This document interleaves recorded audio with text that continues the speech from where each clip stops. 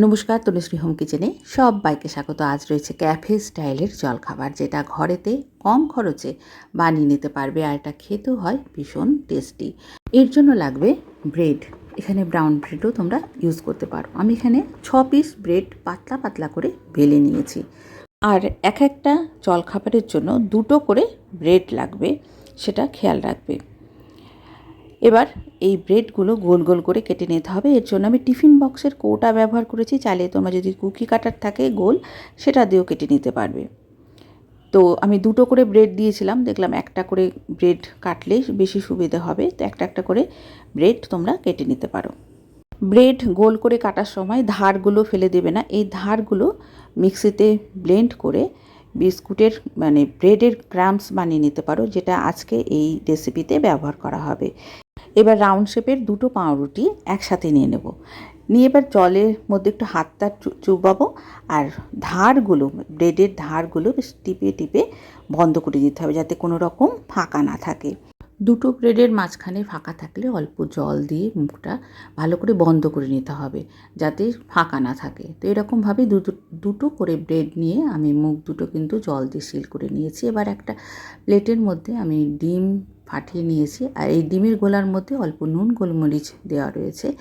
এবার ব্রেডের ধারগুলো যেটা বেঁচে ছিল, সেটা মিক্সিতে আমি গুঁড়ো করে নিয়ে ব্রেড ক্র্যাম্বস বানিয়ে নিয়েছিলাম। সেটার মধ্যে এই ব্রেডগুলো ভালো করে 2 পিঠ লাগিয়ে নিতে হবে, তাহলে কি হবে, ক্রিস্পি হবে। এবার মাঝারি আছে সাদা তেলে 2 পিঠ গোল্ডেন ব্রাউন করে ভেজে নিতে হবে, আর গ্যাসের ফ্লেম রাখতে হবে মাঝারি। কম আঁচ করে ভাজলে ব্রেডের মধ্যে তেলটা বেশি টেনে নেবে।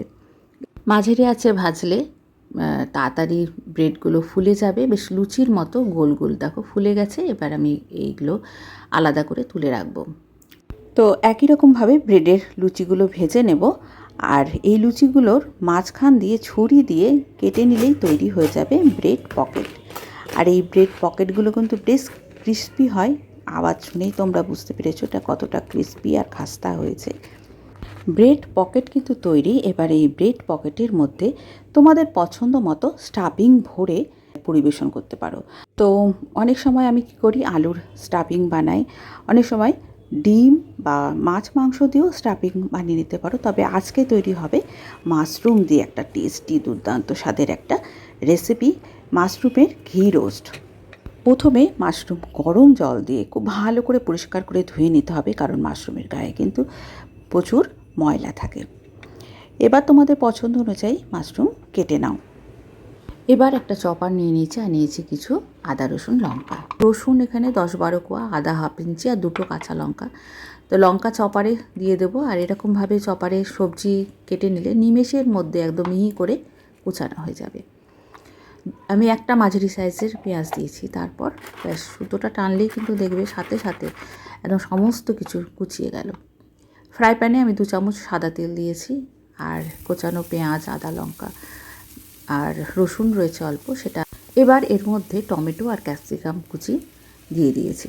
খুব বেশি না, অর্ধেকটা ক্যাপসিকাম আর একটা মাঝারি সাইজের টমেটো কুচিয়ে এটা দিয়ে দিয়েছি। এটা খুব বেশি না ভাজলেও হবে, 1-2 মিনিট ভেজে দিয়ে দেবো গোলমরিচের গুঁড়ো। হাফ চামচ দিয়েছি চাট মশলা, খুব ভালো একটা টেস্টও হবে। ধনে গুঁড়ো দিয়েছি আমি 1 চা চামচ, স্বাদ মতো নুনও দিয়েছি।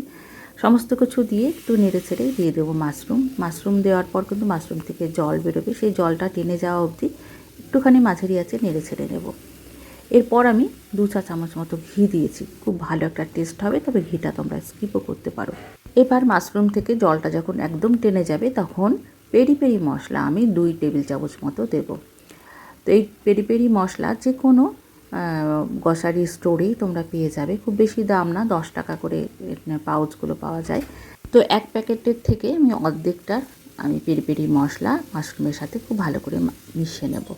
আর দেখো এটা বেশ মশলাটা মাশরুমের গায়ে মাখো মাখো হয়ে গেছে, আমার কিন্তু স্টাফিং রেডি। এবার এই যে ব্রেড পকেটগুলো বানানো হয়েছে, এবার এই ব্রেড পকেটের মধ্যে এই মশলাটা মাশরুমের মশলাটা বেশ চেপে চেপে দিয়ে দিতে হবে। তো আমি আজকে ভেজিটেবল দিয়ে বানিয়েছি, তোমরা চাইলে যে কোনো ভেজিটেবল বা আলুর পুর দিয়ে, আমি আগেই বলেছি এটা দিয়েও কিন্তু বেশ ভালো লাগে।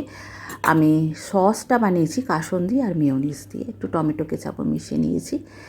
তো তো আজকে যেহেতু রেস্টুরেন্ট স্টাইলে বা ক্যাফে স্টাইলে বানানো হচ্ছে, এই জন্য আমি একটা লেটুস পাতা দিয়েছি, আর একটুখানি গাজর বা স্যালাড দিয়ে দিতে পারো।